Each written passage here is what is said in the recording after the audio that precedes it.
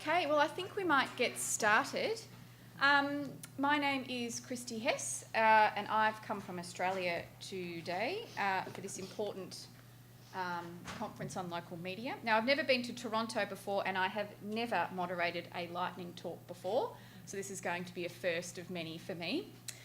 The way this is going to work today is that each speaker will have about 7 minutes to talk each. Then, as a panel, we're going to have a conversation about some of the broader issues about what it means to be local, some of the synergies and differences in our work, and then we'll open it to the floor for questions. So without further ado, please let me introduce our panel today. We have a very geographically diverse group, which is incredibly exciting. We have Carey Buchanan from John Carroll University in Ohio, Maria Hollebowitz, is that right? From the University Grenoble-Alpes in France, Brian Piroli of the University of Arts London, Lenka Washkova from Masaryk, is that right? Masaryk. Thank you, University in the Czech Republic, and the most local of us all, Robert Washburn from Loyalist College here in Canada. Welcome. Okay, so the topic we're talking about today, in largely the theme is what is local. And that seems straightforward enough, doesn't it? It's where we live, isn't it? It's where we feel that we belong. But our discussants today will demonstrate it's not that simple. In my own conceptual work, I argue that local is it's a very embodied thing, a tacit type of knowledge that comes from a deep appreciation of place. I want you to think about some of the things firstly, where you see yourself as a local, what's your local area?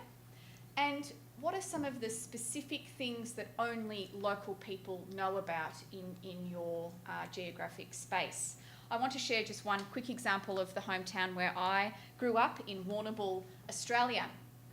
We have a war memorial that was built after World War I. This is what it looks like. It's an angel at the top with a soldier underneath. To anyone else, it's called the War Memorial. To locals, it's called the Dirty Angel. And from a certain distance, you will see why. It's as if, I won't even use the word, but it's like the angel is fornicating, and that's why it gets the term Dirty Angel. So I've actually done some interviews with some journalists from that place, Warrnambool. And sometimes journalists who were new to the area had never heard of the Dirty Angel. And often people would look quite strangely at the journalist if they'd never heard of the Dirty Angel, or if they used the phrase in a quote. So local knowledge is incredibly important in building credibility and legitimacy. I could stand up here all day, but the significance of what it means to be local should not be underestimated. Often local media and news providers might preach to provide local content, but not quite deliver on their promises, as we're going to hear today. Carey, let's start with you. I've been very excited to read your work over the years, so I'll pass it over. I have been studying doing what I call a deep dive into 3 hyper-local media. Some people would call the first one a community newspaper, and reserve the term hyper-local for the other 2, which are websites. The Sun Press is a traditional weekly newspaper. The Heights Observer is citizen journalism. That means not by professional journalists. And it has both a print version and an online version. And Patch.com was a national network of hyperlocal sites. It still exists, actually, but it was much better in 2013 when I actually took my sample just after they had announced that they had been sold and were going to lose almost all of their staff. So I got it.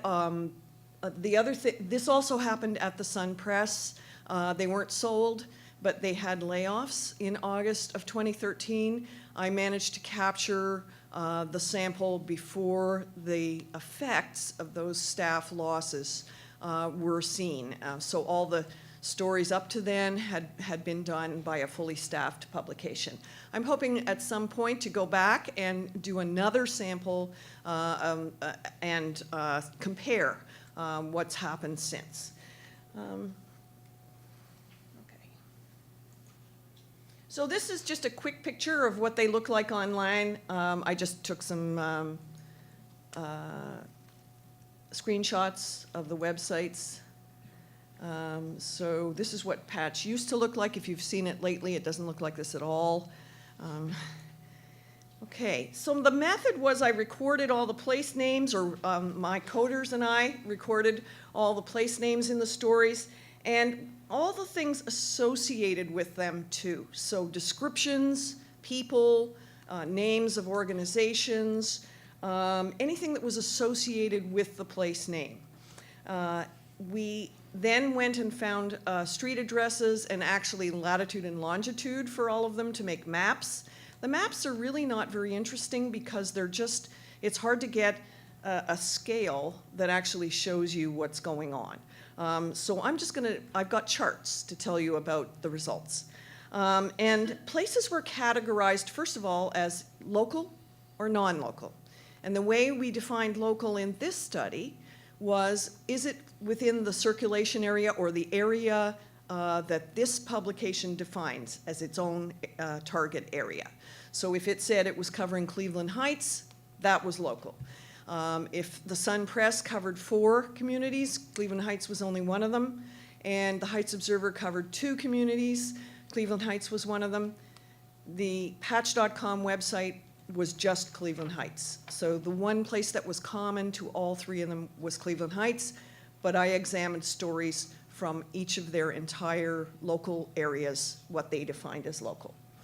Okay. So what I found was that among these publications, the only one that really consistently had more local places named than non-local places was the Heights Observer. You'll see a bottom line there. In Patch.com, there was one map that was a real estate map produced by Zillow, which is a real estate company, not by the local paper. We did code all of those names. So I have 2 figures for Patch.com, one of them showing without the map, and one of them with the map, which had 71 places on it. So I thought it wasn't really fair. And when you take that map out, there are a lot fewer local places than non-local places. So there was really only one of the 3 publications that was consistently naming more local places than non-local places in their stories, at least at this point in time. And the proportions over on the right, 1.0 would be an equal proportion of local and non-local. So you can see that only the Heights Observer is over 1, except when you put the map in Patch.com, which is a commodified version of the places. The map, it's really, they're just a commodity. Okay, so among the top 5 places that were named in these publications, I have highlighted the ones that are not local.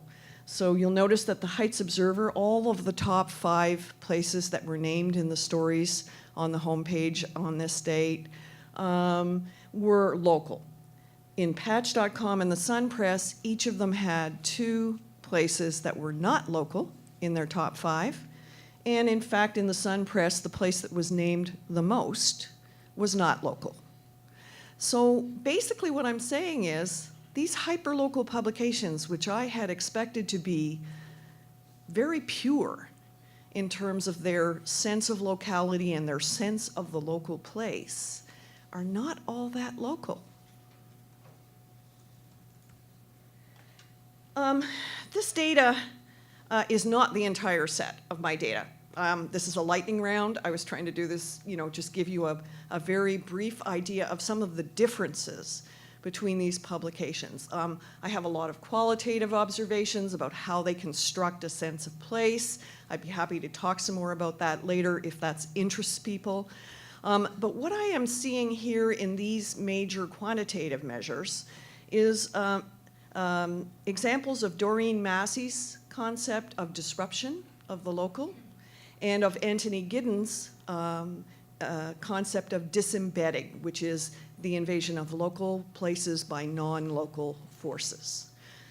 And so you will see that even the most restricted of local news publications are full of non-local references.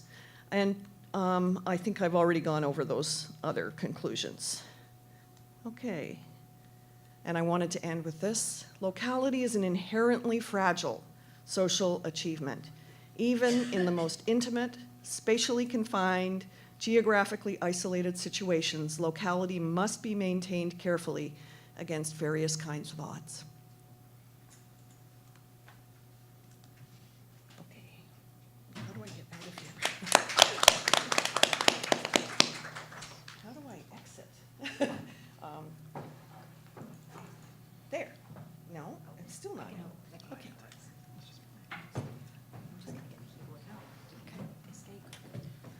Okay, so next up I'd like to invite Maria, who is looking at global issues in the engaged local press.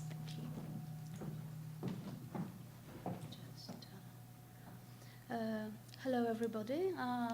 Just to say for the beginning that I'm very glad to be here in Toronto, a really global city, and to be able to attend this very exciting conference about local news.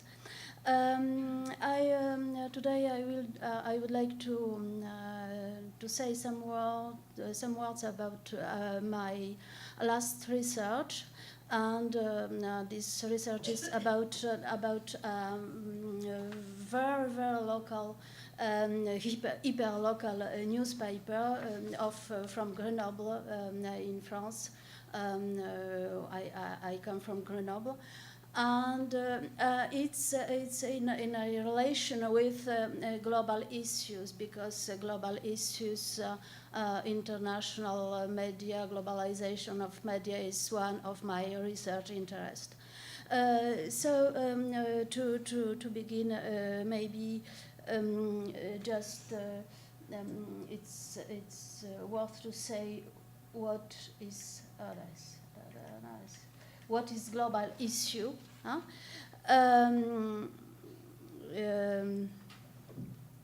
Just a moment, please. So it's okay. No, it's okay. For I think I've lost a slide.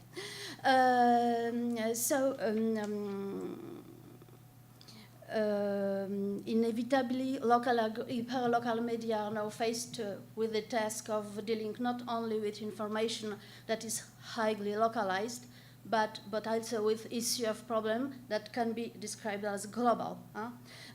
Global, it's those whose scope exceeds borders of a single nation and may even concern the whole of humanity. And indeed, according to sociologist of globalization, Saskia Sassen, one of the first characteristics of the global is its denationalization, and the fact that it goes beyond the strict national frameworks and concerns. And if not the entire globe, at least whole regions of the world, which do not necessarily overlap with national borders. Global warming, for example, and ecology are typical examples of global issues, but the number of such topics increases with the progress of globalization, but also with the growing and increasingly shared awareness of interdependence of different regions of the world. We can therefore cite others, of course, of other topics, starting with those of particular concern to us today, such as the migratory crisis, for example, or digital transition. These global topics correspond strictly to different categories only on paper, because in reality the problems they involve overlap and intersect because different global phenomena can be one's cause, another effect, or both at the same time. Different studies show that the traditional media speaks in a very specific way to the global subject, favoring the coverage of international summits and to the detriment of the action carried out locally. The concerns of the local and hyperlocal media are quite different. As you know, the local is their main reason for existing and therefore their main business. But today, what is local? It's also transformed by global phenomena because globalization make also the local. So interesting, as I said, in media issue in the global and international, but also local dimensions. I would like to know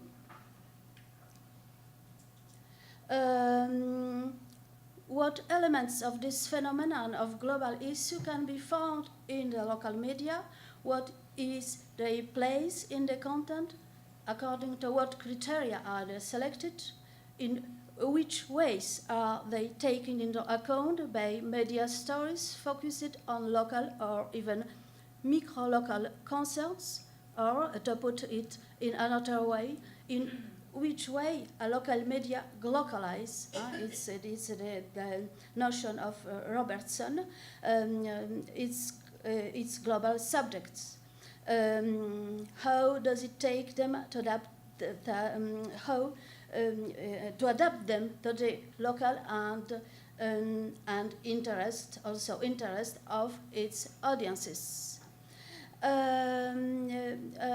For my case study, I choose the local newspaper Le Postillon, published in Grenoble. As I already said, Grenoble is considered the capital of the French Alps, and we will talk about methodology later. Just some words about Grenoble, because it's very important to talk also about an ecosystem in which the postillon, the media are functioning. Grenoble is known beyond the French borders as a sort of technopole, kind of French Silicon Valley, as well as a large university center with my university, Grenoble Alps. And it attracts many talents seduced by the dynamism of this agglomeration of almost half of millions of inhabitants, and inserted in a magnificent surrounding of three Alpine massifs at the gates of the city. It's not a yes, it's too long. 1 minute, okay. But not only. It's important to understand just the reason of life of this newspaper, but in the same time, it's a former industrial city with many disadvantaged neighborhood, where incidents repeat, and with multifaceted delinquency, and also with migrant camps, for example. Some words about global local media ecosystem. The city is known for a long time by the vitality of this civil society and the wealth of this associative life. So you have a very large range of local media. To begin, for Dauphiné Libéré is the regional traditional mainstream daily newspapers, for example. Grey News is a free B-Media weekly, for example, and a local television private channel, and free weekly about cultural issue, Le Petit Bulletin, etc., and many local radio stations, and finally Le Postillon. What about Le Postillon? Le Postillon, it's very special because it's maybe the one anti-system newspaper, satirical, and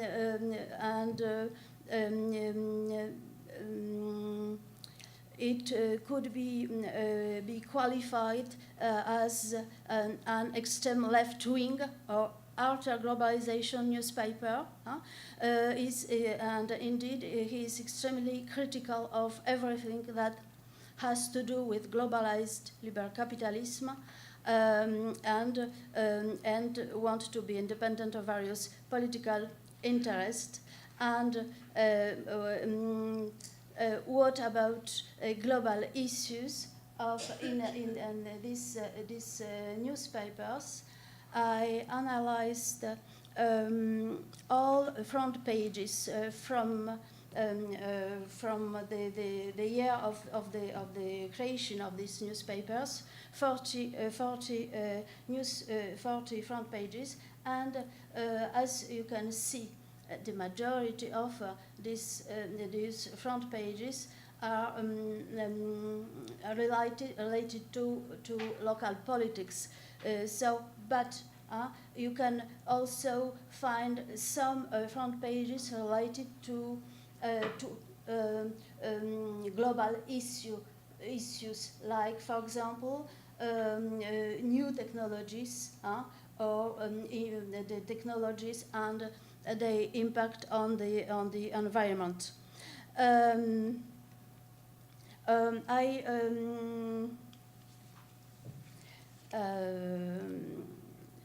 So I find it would be interesting to analyze front pages and articles related to new information and communication technologies, because of the special character of the city of Grenoble, and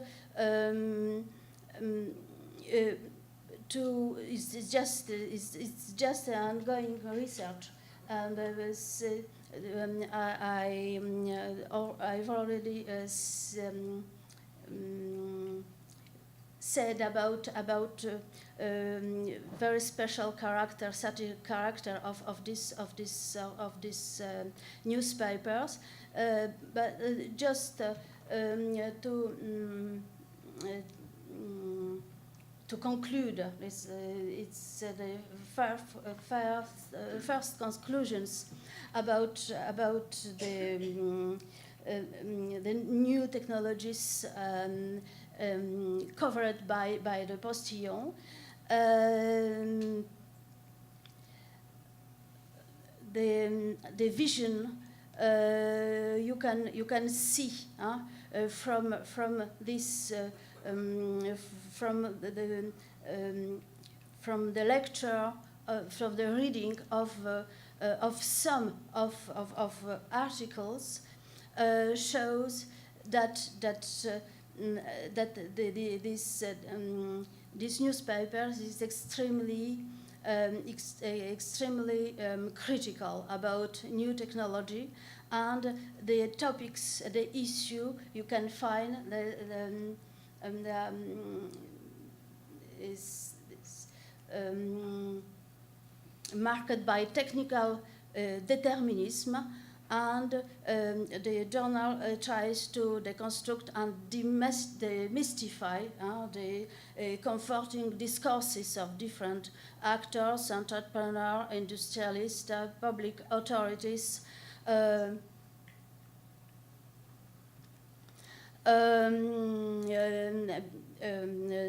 are omnipresent in mainstream media of Grenoble and in the public space in general, And in general, briefly, the newspaper denounces a huge technological bluff. It's according to French researcher Jacques Ellul, hidden behind pseudo-inventions which have consequences far beyond what one can imagine and serve only to increase the domination and the alienation of individuals by the means of technical progress presented as inevitable. This thing global from the local. Why?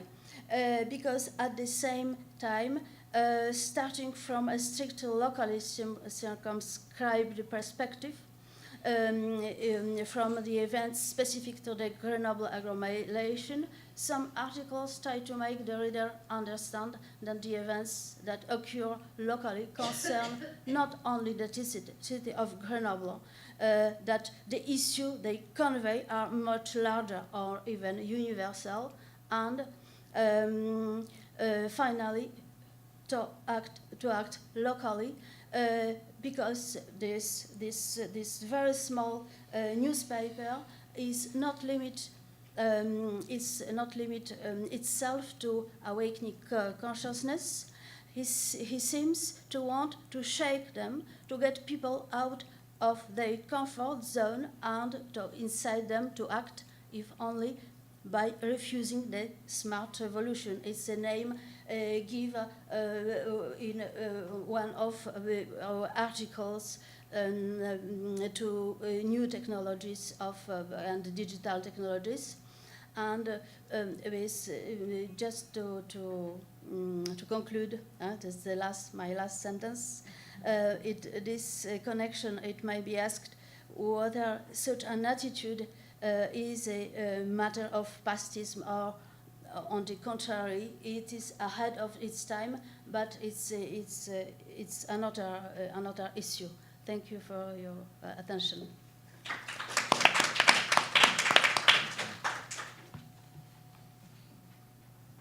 I think the way that local media contextualise global issues is a very important one. I would now like Brian, all the way from London, to come up. He's going to talk about creating local for non-locals. London, UK. All right, thank you all. So today I'm going to talk about a project that I'm starting.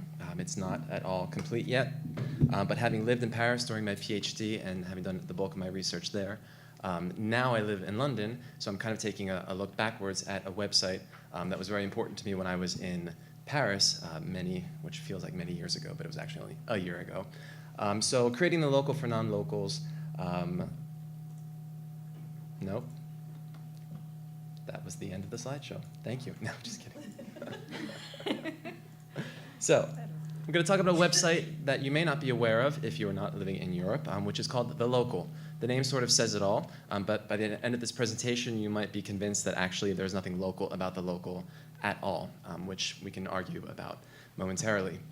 So it's a website that started in 2004 in Sweden and has since spread to 9 other countries. And the idea is all of these countries where English is not the first language, The Local is a website that provides news for English speakers who live in these countries. So imagine there are a lot of expats from all over Europe who might live in Paris, who might live in Barcelona, who don't speak the local language. Maybe English isn't their first language, but maybe it's their second language. Maybe there's people from Russia or Israel or Brazil who live in these countries as well. They don't have a dedicated news source for them. So The Local was an attempt, or is an attempt, to give these people news that will be useful for them as quote-unquote locals. So in order to do this research, what I'm working on right now is doing interviews with some of the editors. I've already completed the interview with the editor in France, but because the editors are spread across all these different countries, it's quite hard.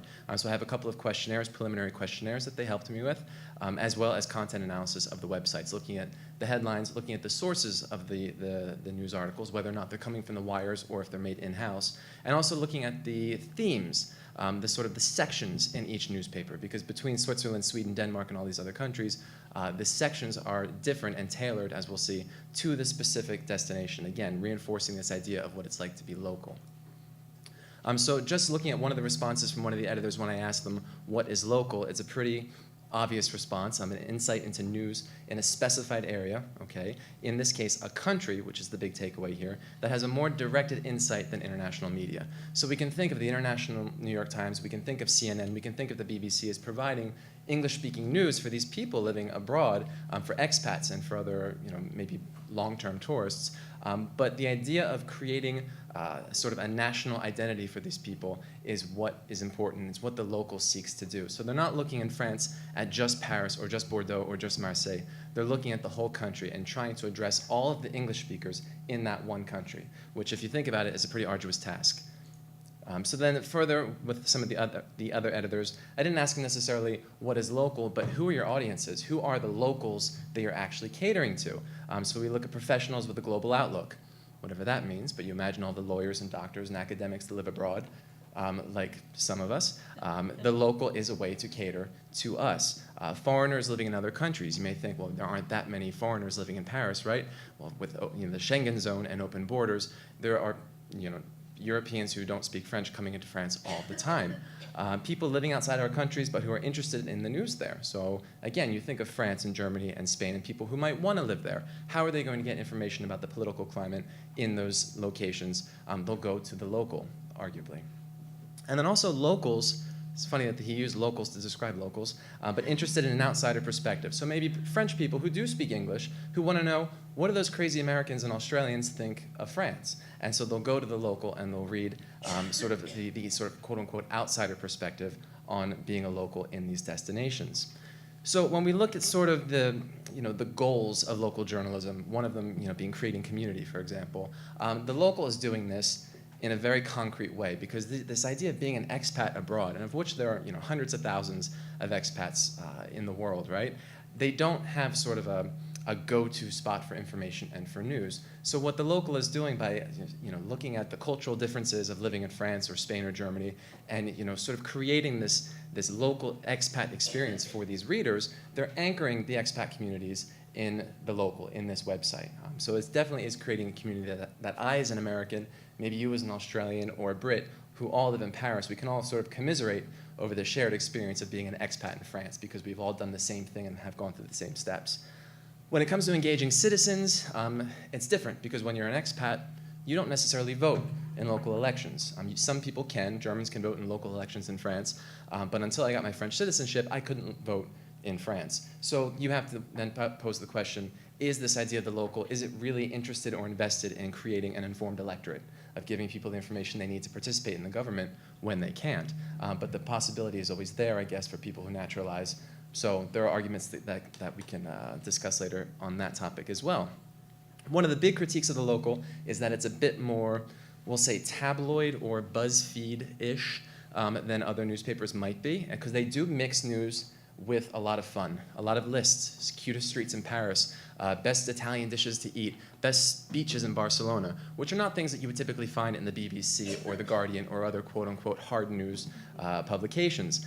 But by mixing the news and the fun, what the local is trying to do is wrap the pill in the cheese. And so the cheese is all, pun intended, France, right?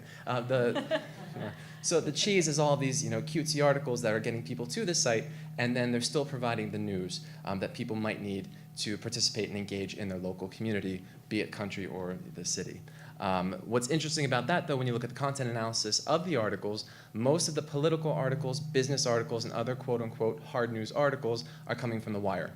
So in-house, they're not really engaging quite yet with creating their own really good, hard-hitting journalism about the elections, about business in France or Spain, and the other topics that they let the wires, specifically the AFP, take care of. But that's because they're still a young publication, so we can give them time. And then finally, as I already stressed, offering alternative views. This is what they do. The French editor that I interviewed, he is an Australian who has lived in Sweden for many years and then moved to Paris to become the editor of The Local. That is a very outsider view as opposed to, a French person who's been living in Paris his or her whole life. So we're getting alternative views.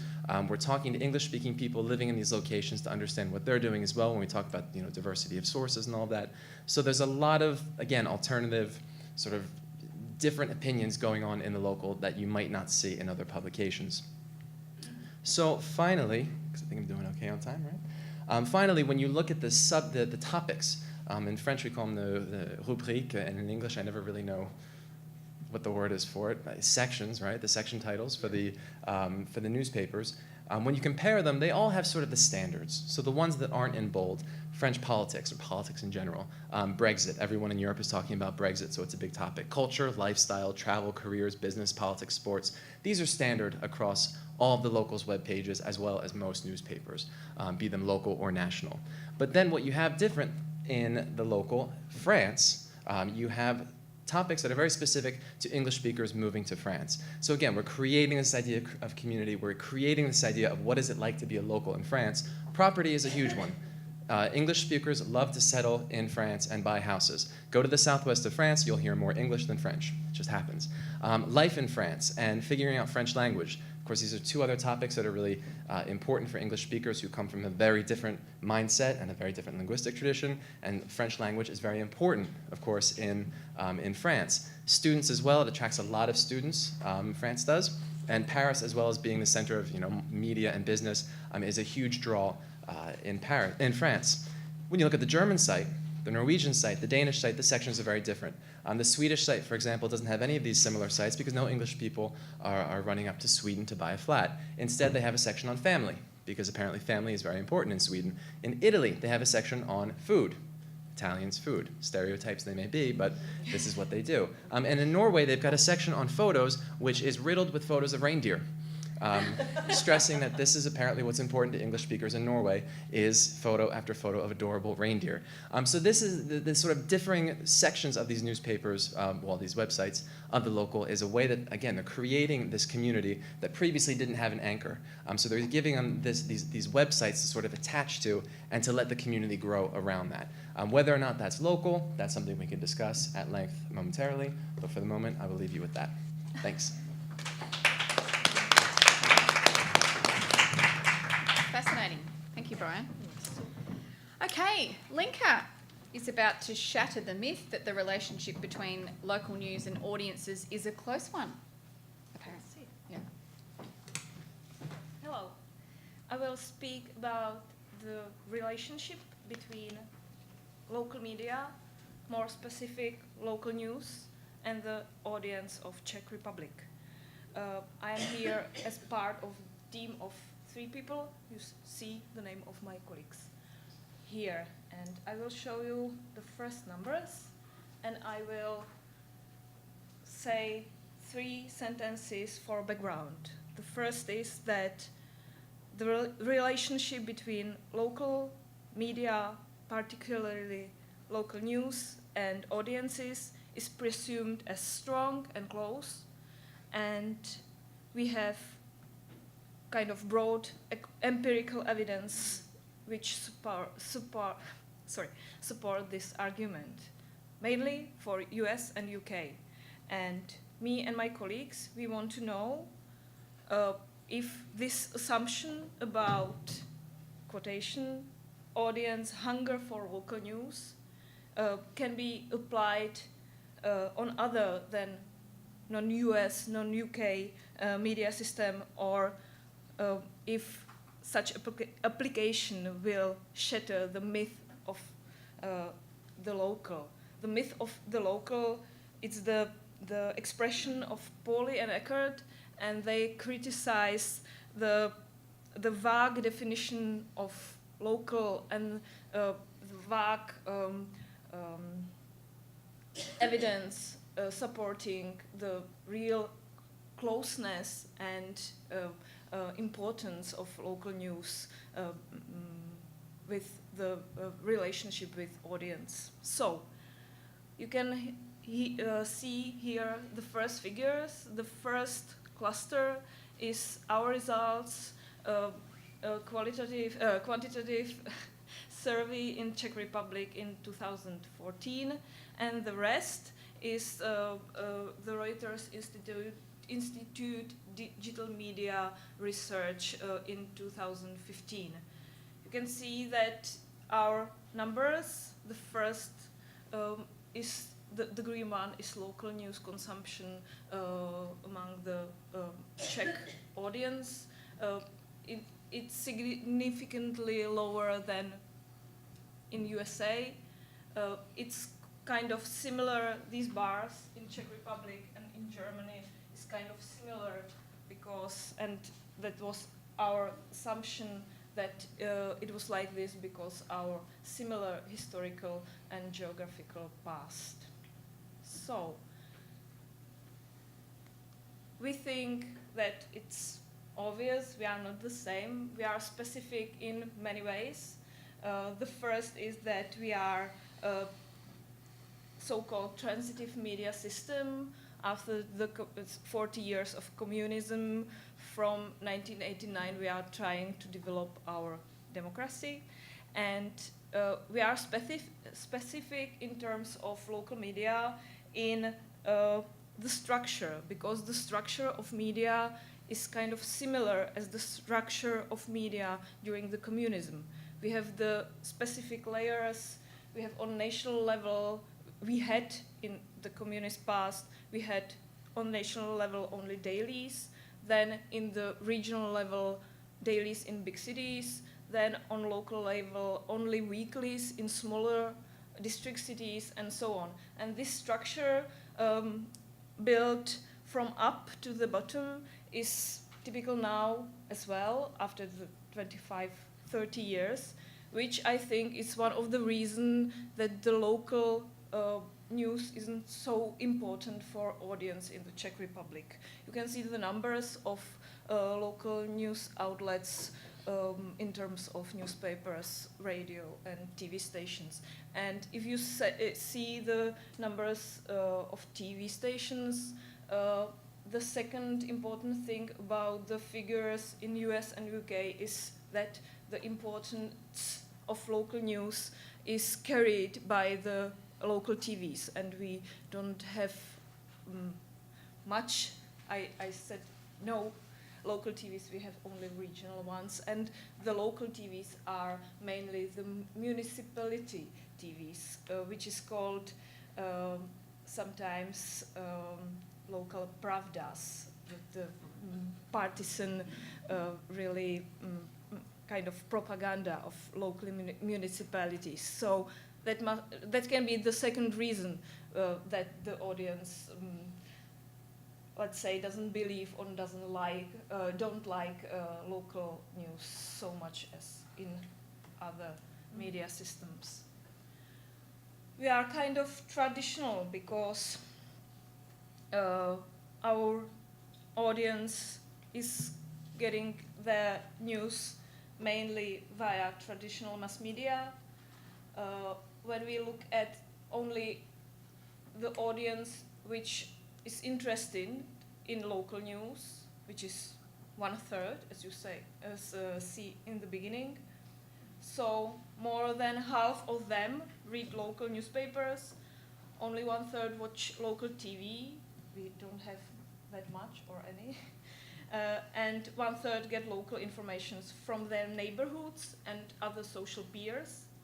Only about 1/10 of the recipients of local news use social networking sites as a means of reception. So we are kind of traditional still.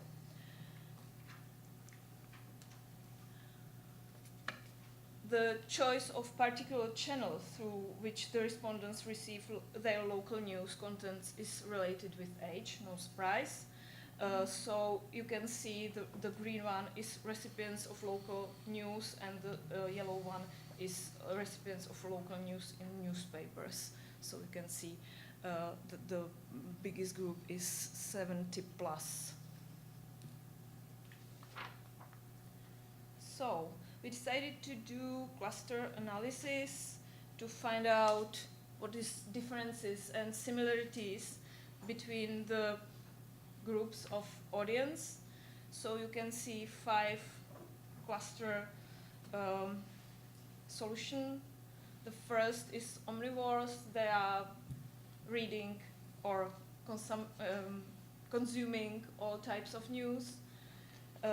Nationalists are not interested in foreign news, and you can see that for them is the most important the national level of news, and less the regional and the local. Indifference, mainly young part of audience. They are not interested in anything. Sorry. And the fourth is, I call it rootless, because they are interested in national news, more in foreign news, but they are not interested in local or regional news at all. And the last one, local traditionalists, they are mainly interested in local news, but what is interesting for me, this type of cluster, they are not at all interested in regional news, because we have kind of the traditional problem with regions, because it was not so close to audience, so they don't understand it as so interesting to them. That's the reason for the word traditionalist. So let's shift to the end briefly. So we did cluster analysis, just the brief look, and to conclude, you can see that the types of clusters are different, no surprise, not only in consumption of different types of news, but mainly in age, in education, in consuming more soft news or hard news, which makes the picture more interesting and colorful. So the last one, I think it's not the shattering the myth. It was more PR name for my presentation, but I think we shift the assumption, which is important for me as lecturer of journalism students, as lecturer of local journalists, and I used to tell them that local news are the most important for our audience, and now finally I have data to say them, that's the bigger problem, and you have to solve a lot of things. For example, tradition, structure, some problems with less professionalized local journalists. We have data about it, which is interesting. And when we go back to the audience and start with qualitative analysis, we find that it's maybe more appropriate and more sensitive approach to find the relationship between audience and local news, because during the qualitative interviews we find what we were looking for, the real bond to local news and local topics. So we are planning to do focus groups about that. Thank you very much.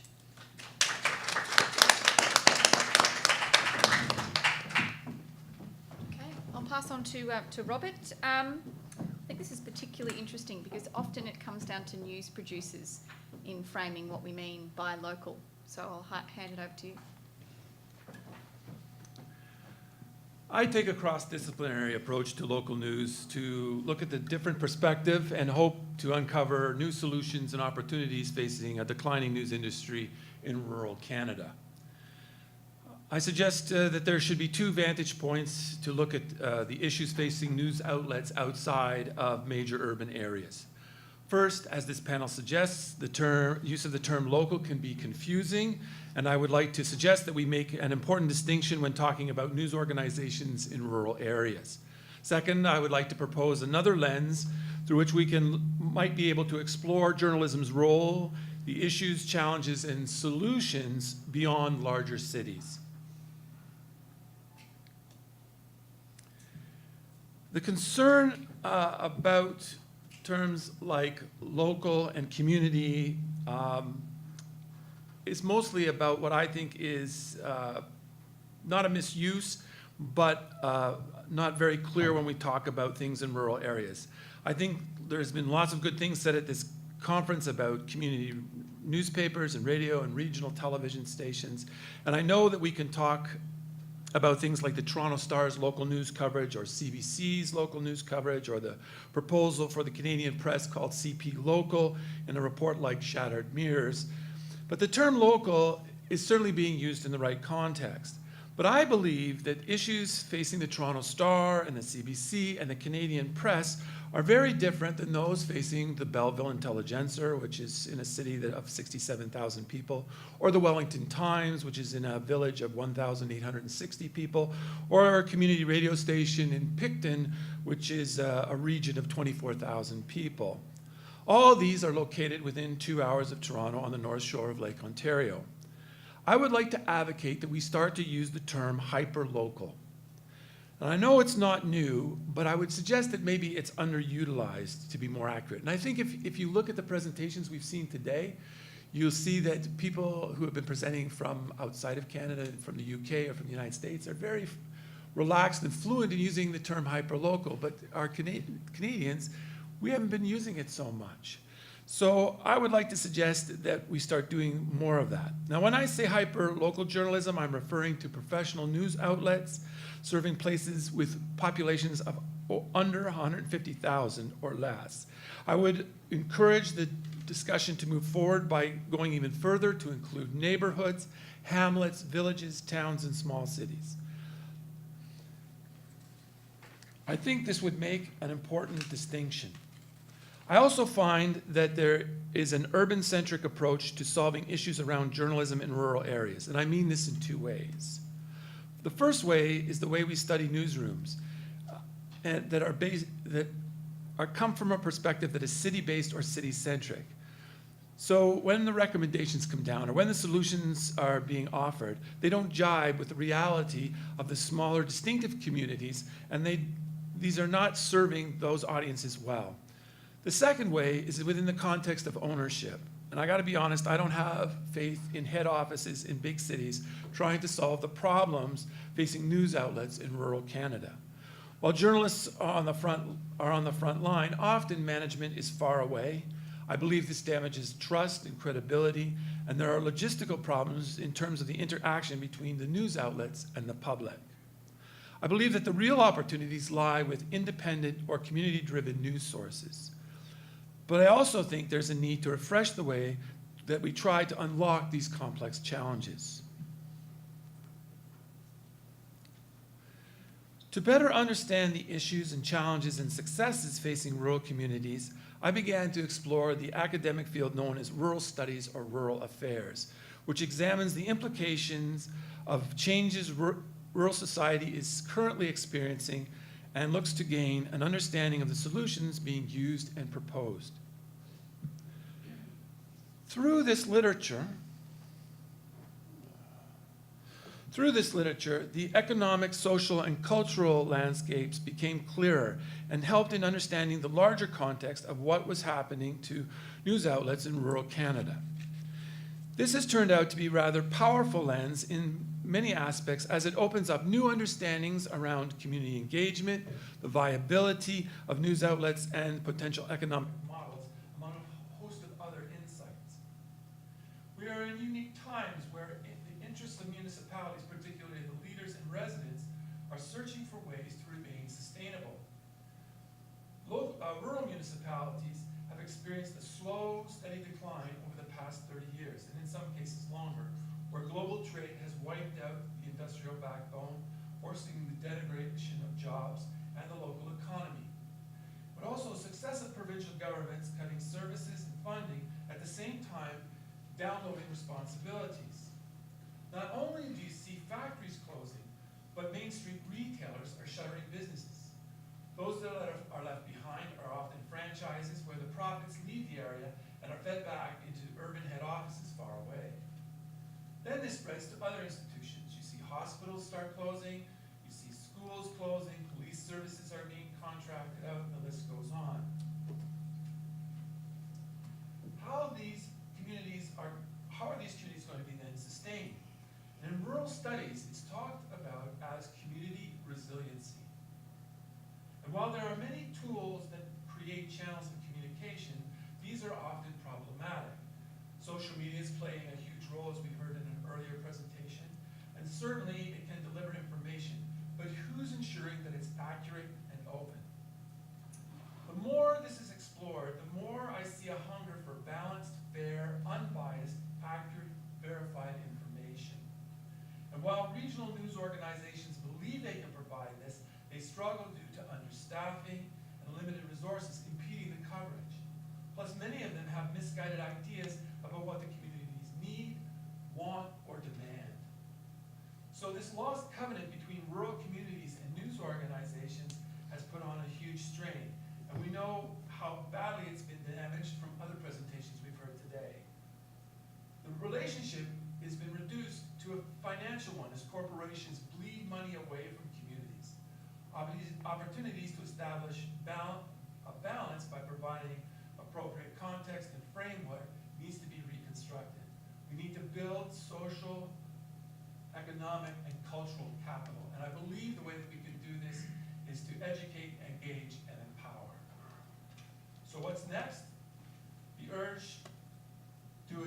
I want to urge the adoption of the term hyperlocal as a subcategory of local news and community news, as a way of focusing on rural Canada as being unique, and to shift away from the urban-centric debates. If we are to open ourselves up to these two ideas, using the term hyperlocal and leveraging the riches of rural studies to help us, journalists and academics might find a plethora of areas to explore that may end up aiding our quest to be a vibrant, engaging, and empowering news outlets across rural Canada. Thank you very much.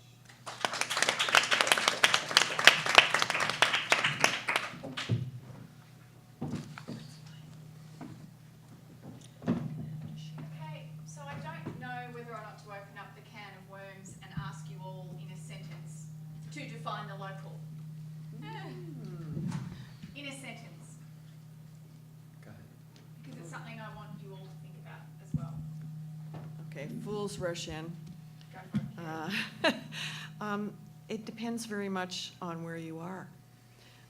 If it is your locality, if it is where you live, your sense of the local is going to be close in. It's going to be a neighborhood or something like that. If you're in a foreign country, it may be that entire country. I think each individual defines the local partly in terms in terms of themselves and their own experience and feelings about that place. Yeah, I wouldn't say it's bound by boundaries necessarily, but it's definitely based off a shared experience that you have, and the fact that we all share that experience. If it happens to be in the same place, so be it. But I don't think it necessarily has to be bound by political or national boundaries. Yeah, I think the closer the better. According to Czech media tradition, it's the level town, village, district, and stop. I think that geographical dimension is it's still very important for the local. It's where you live. After you have other dimensions, but values, of course, shared values. But this to share us the same territory, I think it's important. I would say hyperlocal, and I would say neighborhoods, hamlets, villages, towns, and small cities. I might add, if I'm allowed, that news media have different ways of defining the local.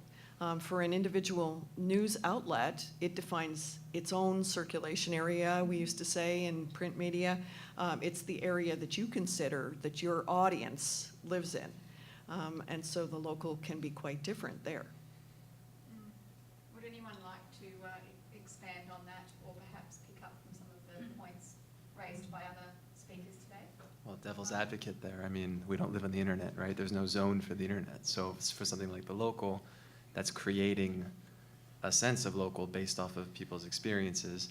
It's not bound by, by distribution zones, I guess, because it doesn't have a physical presence. So, I mean, even across the local, if you're living in Germany or France, you could still be somehow bound together by that shared experience of being an expat. So, That, I think you're defining community there. Or possibly sense Possibly. of place. Yeah, or sense of place. or the, Wow, or get into that. I mean, you could expand it more large. Europe could be your locality. I mean, I Right. live in 2 European countries now. I feel European. Is that, am I a local in Europe? Wow. I don't know. Just devil's advocate. So is there a difference between local and community? Yes. Go on. All right.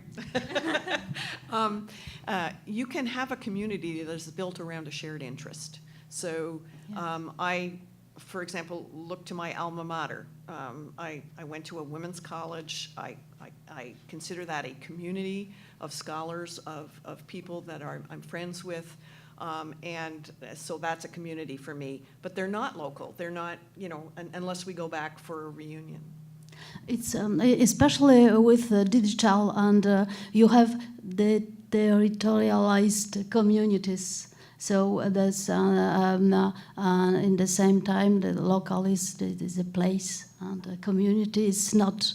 It's traditional. It's the place, but not today, not more today. Yeah, the local is a place. Yeah. Right. That's kind of the reason we don't use hyperlocal for traditional media, because we think it's something, the term which is only for the digital local media. So we don't use that.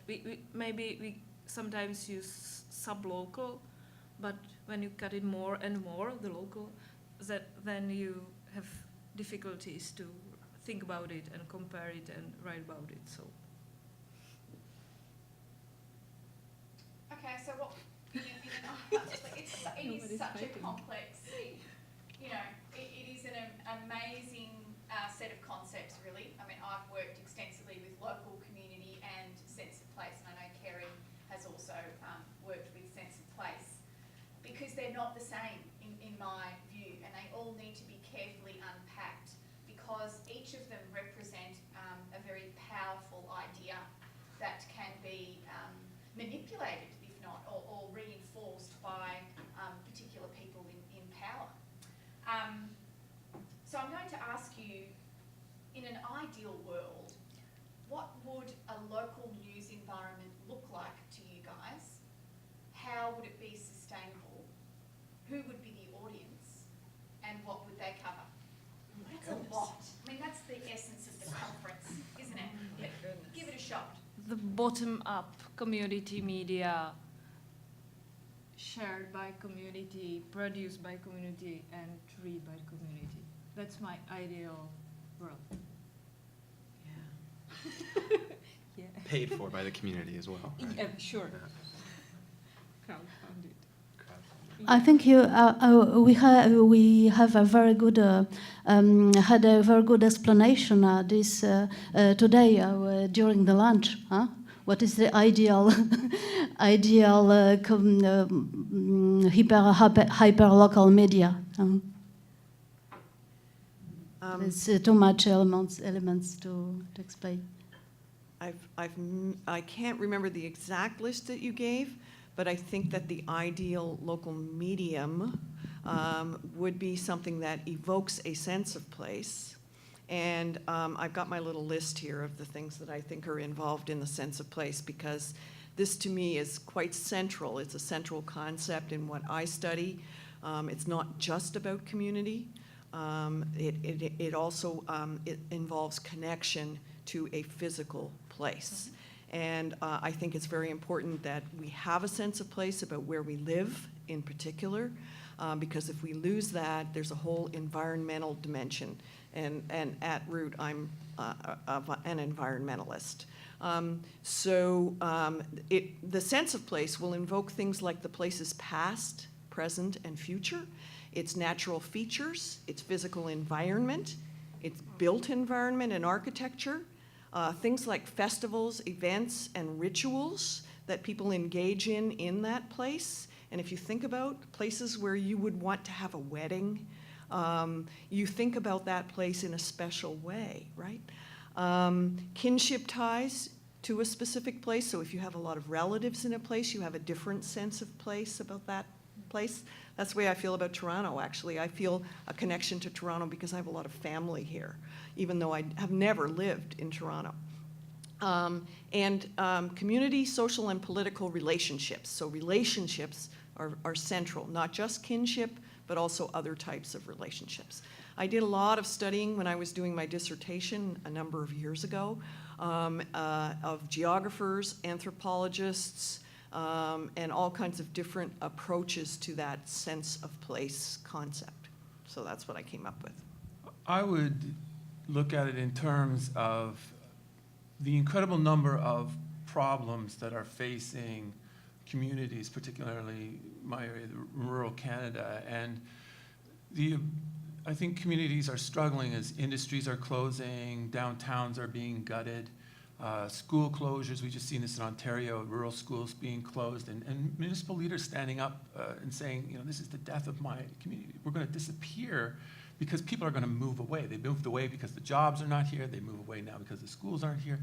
So it comes back to this idea of community resiliency. How does a community respond and the human agency that's needed to solve these problems? And then I see the role of journalism coming in and being able to inform, explain, interpret, the educational aspect of it, but then engage the community with whatever tools are necessary.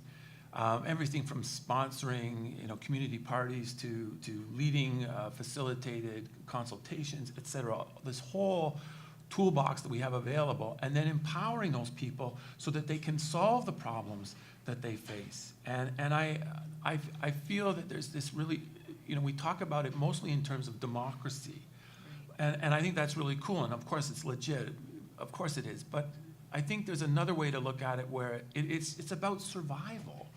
And if not, we're all going to be moving into urban areas because that's going to be the only place where we're going to get looked after, period. I'm going to be able to go to a hospital and have a baby and not have to drive an hour to my regional hospital, et cetera, et cetera, et cetera. Right. I think a lot of this is, journalism in general, a lot of the things that have been evoked today. People are evoking the idea of solutions journalism and finding more positive coverage. It goes back to sort of the new wave of, if you're all familiar with constructive journalism, which is a big wave right now as well. It sounds like that's what you're talking about, that we want not just happy stories and we don't just want solutions, but we want to kind of put it all together and to excite people to initiate change and to do what they want. And that arguably is the role of all journalists. But on a local level. But I think it goes more than that. And I go back to civic journalism or public journalism where it's more as facilitators. I don't think we know the answers, but I think we're in an excellent position to be able to create the communication channels. And when you look in the literature around rural studies, they talk about the importance of communication channels, all kinds of them, in solving these problems. And I think we have a huge role to play because there's so much disinformation now with so many channels that people are hungry to find somewhere that I can trust, that the local news outlet's going to give me what I need, that's going to be fair, balanced, accurate, et cetera, verified, that we can make these good decisions as a community. I think on that note, can we open it up to the audience? If you have some questions, if you want to just pop over to them, we could probably hear you. Let's give it a go. I think you can hear me. I have a question about the Czech Republic, and what would be, is there a desire to fix the local ecosystem, if you will? And if so, how would that work there? What needs to happen? Yeah, we have two types of local print media because they are the strongest local media. The first one is local chain owned by one company, and it has daily in every district in the whole country. But maybe 75 or 80% of the content is the same because it's national and international news. And the rest is part regional, and the last one is the local ones. So it's kind of crazy, but it's the most visible local print medium in the Czech Republic. And then we have around 60, we call it independent on the chain, local print outlets, and we are trying to force them to survive and to do better than they do now, because we have kind of ownership changes and closures and financial problems as you have here. So we are trying to focus on that part of local media system and to show them a way how to do it, workshops and conferences and even the research, because when we are doing in-depth interviews, we are trying to speak with the local journalists about their journalism practices and so on. So we'll see how. But for Done through the university? sorry, Done through the university? yeah, yeah, but interesting, but not so surprising is that I'm the only one researcher, and my colleagues are more researchers in digital media in Czech Republic doing local media, which is significant because nobody is interested in such weak media in the media system, but I'm trying to force the line that they are the most important, so let's do something with that. Very good. Any other questions?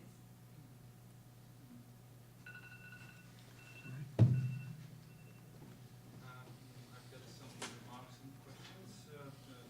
One general remark is that, as Lenka said, we also in Poland, we don't use this hyperlocal category. We use sublocal.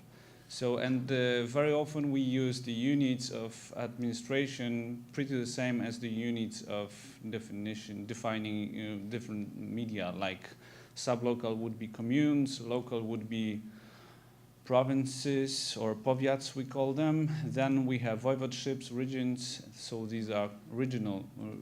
And there are some big differences, for example, in Poland between regional and local, because regional are dailies and local are not dailies, weeklies or monthlies, so the differences are quite big.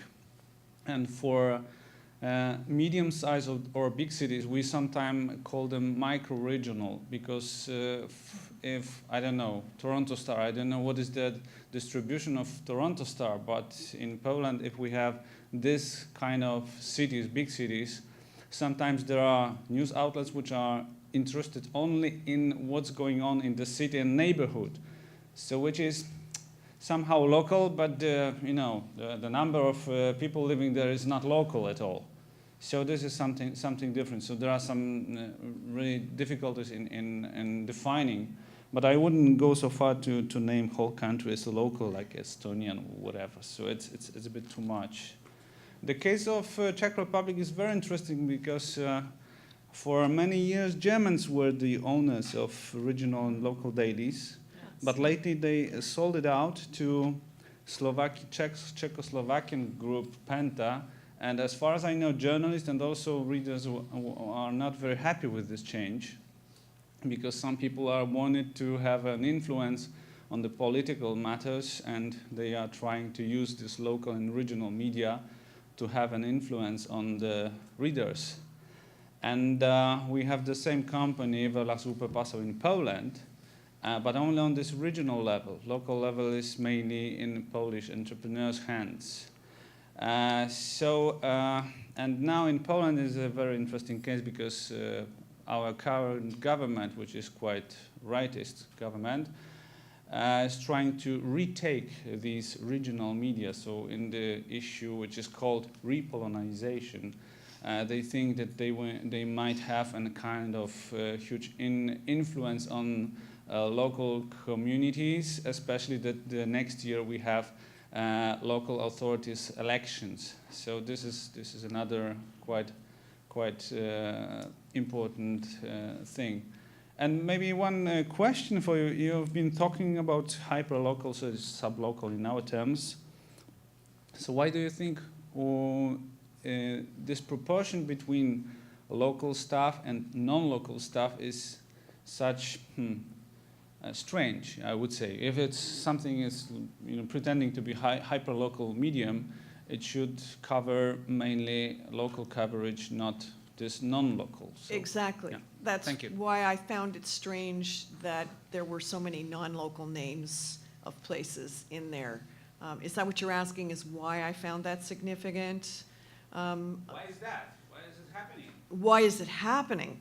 I think it has a lot, well, first of all, the paper that had the most local places named was not run by journalists.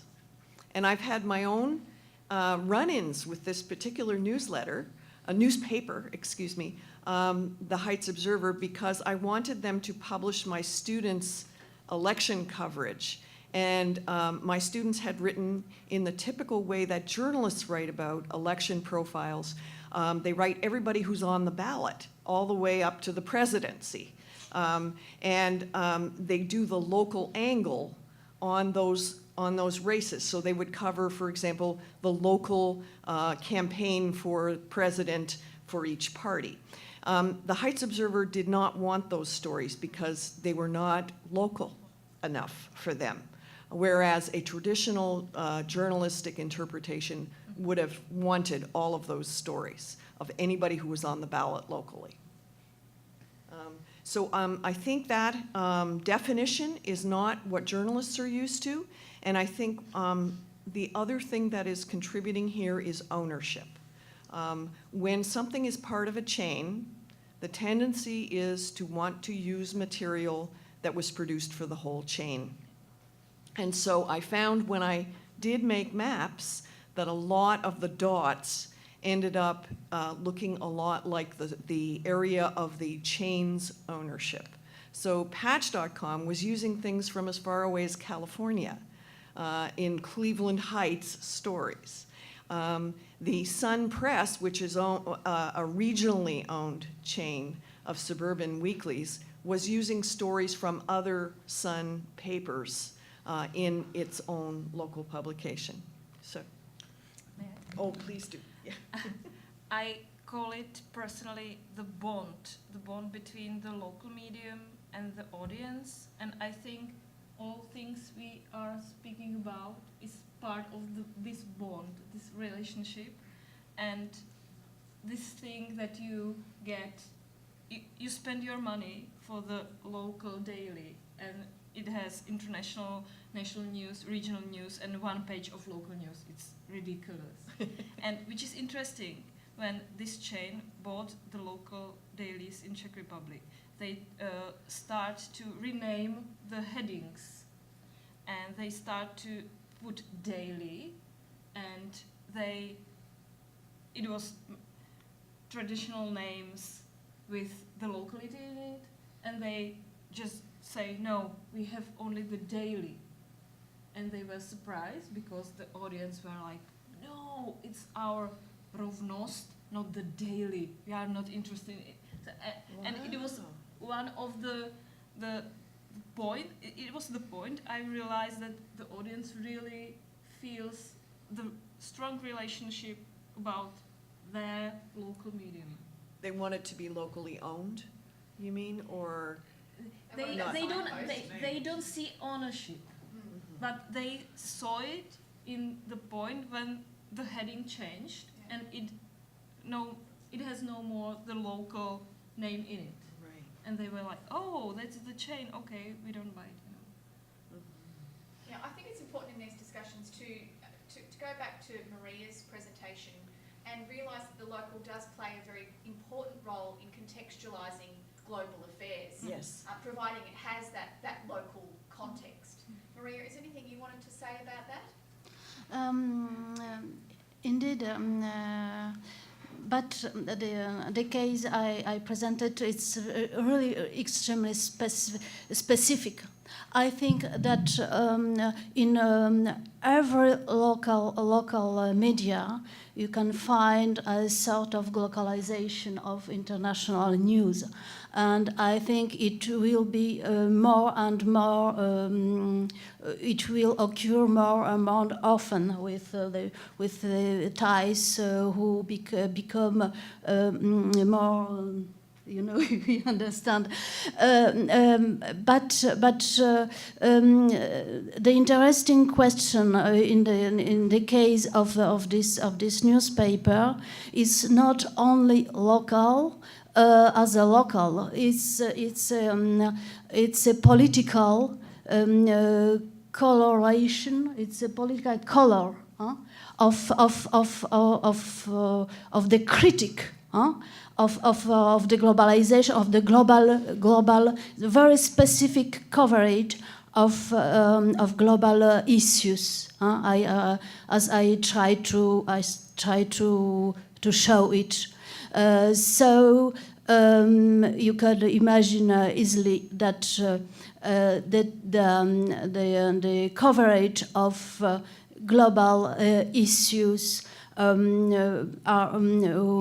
will be very, very different for each local media, depending on its the editorial line, for example, or its very proper characteristics. Yeah. Okay. Can I add a word? Yep. The traditional daily newspaper tried to place people, the local, in the context of the world. So they would cover national and international, and still do cover national and international, whereas hyperlocal publications stick just to the local. And so your example has that wonderful intersection of the local and the global, and they help local people to see global issues with a local lens. Yeah. Yes. Okay. Look, we've got time for one more question, and then we have to wrap up. And if there are no more questions, I'd just like to very much. Oh, sorry. Yes. I just wanted to defend Brian's idea that a country can be local.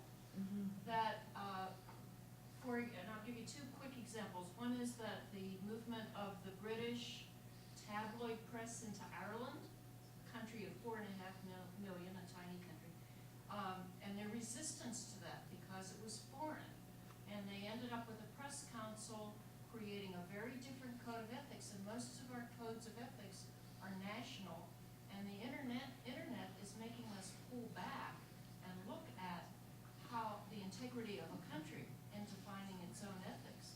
So the second example is that the Associated Press sent a photograph of Dominic Strauss-Kahn when he was arrested in New York for molesting a maid in handcuffs. That's illegal in France, and it sent France into an uproar. And it caused a whole conversation in France, which was really, you might argue, the Frenchest conversation to have, not the U.S. to push them into it. So I do think there's a national identity to how the press conducts itself and what it sees as its ethics that is an element of local over a big geographic territory. And we can end with the imagined community, Benedict Anderson's concept. The local is an imagined community, Yeah. the national is. Yeah. Thank you. Very complex terms that we shouldn't just bandy around lightly. We really need to think them through.